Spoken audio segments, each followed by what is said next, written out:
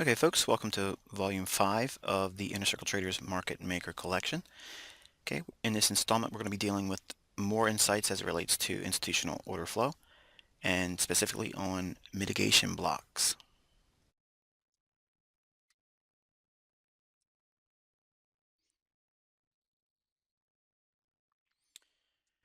Okay, the ability to discern when and how financial markets will move can be confusing.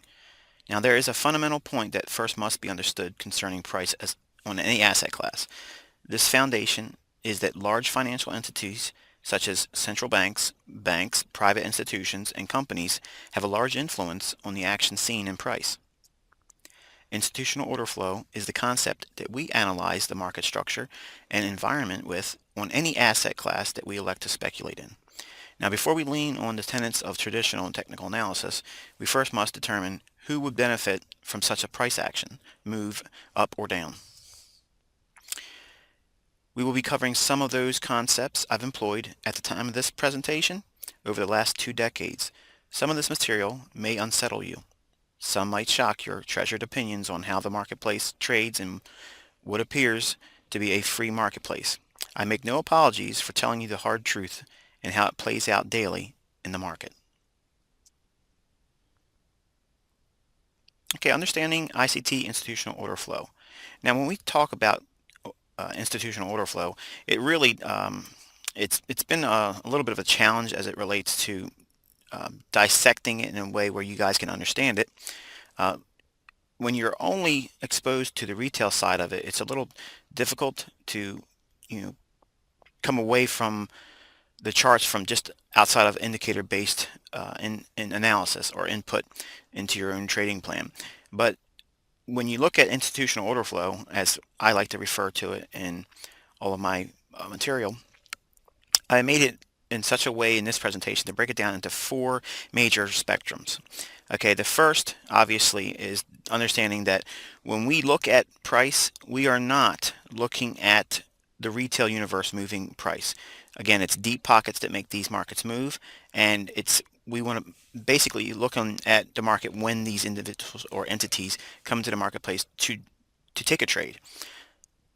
Now, the first segment of institutional order flow is obviously the business transaction side, and this is primarily focused on commerce. For instance, if IBM wants to do business in Japan, they have to convert their dollars to yen to do business with that particular country or within its borders. Um, the next realm of institutional order flow is obviously in speculation.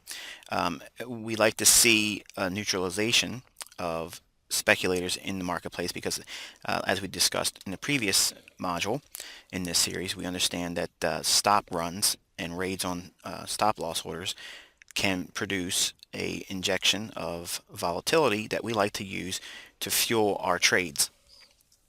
The next spectrum of institutional order flow is that fact that it provides liquidity. Okay, and the price action that we are studying, okay, we're looking for clues as to where the market may be looking to absorb new liquidity or inject or engineer, as we'll learn in this particular module, new liquidity. And the primary function of that is to manipulate price, okay? Because if they can manipulate price, that will incite all types of traders to the marketplace, whether it be bear or bull. It doesn't make a difference to them. They just need the volatility to induce new buyers or sellers. And the last in the spectrum that we understand as an institutional order flow is the fund flows. In other words, the major hedge funds and institutional funds, when they're in their trend following course of action in their trading model and plan, um, the smart money will be hedging against that. And you'll see that also in institutional order flow. So all these components collectively is what we like to break down and digest price action with. Okay, so it's not limited to just looking at a support and resistance.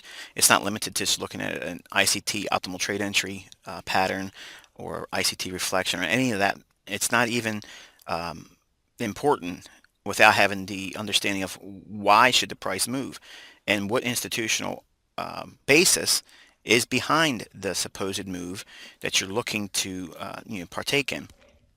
So when you're engaging the market, you're not going to be looking for, a neon sign or a billboard saying, "Hey, look, here it is." But they do, in price action, leave telltale signs of what it is that you're trying to do and induce new liquidity or neutralize existing liquidity to take on those positions themselves. Okay, so by studying the concepts that we've already employed in the first part of this series and the new material that we're reducing to into smaller components, that will be a huge increase in your understanding and growth as an insightful trader. Okay, institutional order flow. We're going to be specifically dealing with a multitude of specific concepts in this module, and while we will be introducing them here, we will be utilizing them in a much more framed approach in later videos in this series when it gets to specific trading tactics like day trading and short-term trading and such. But the first one we're going to be talking about is pools of liquidity or liquidity pools. I introduced this concept on baby pips back in 2010.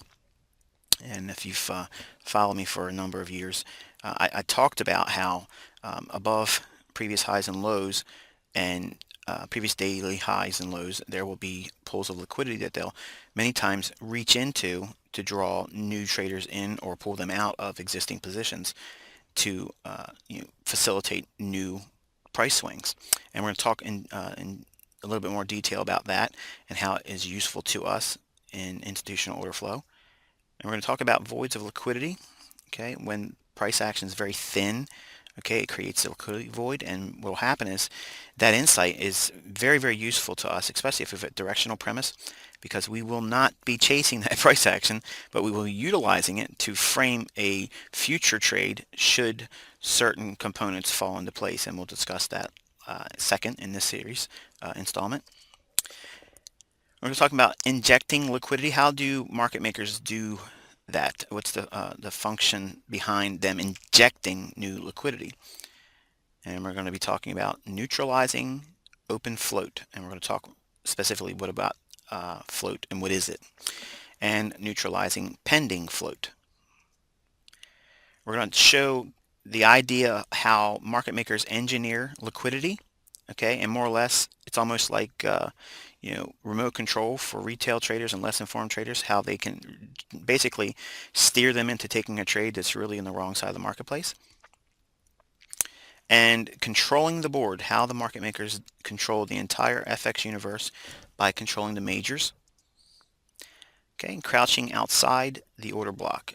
When we talk about the central bank dealers range and Asian range and consolidations, when there's equilibrium in price action, many times that's a telltale sign that we're about to engage a new order block, and that will be the catalyst for the new surge in price. And we'll talk more about that in this particular installment.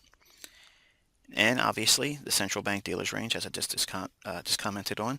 We're going to be talking about that, what goes on during that time of day. And institutional pricing, how to specifically hone in on the actual price levels that we like to look at when it deals with institutional order blocks or in larger consolidations. And we will be discussing the mitigation block. And finally, in this video, we will be closing it with the introduction to the breaker. Okay, when we look at price action on a chart, and in this example here we have the British pound USD, or what we like to call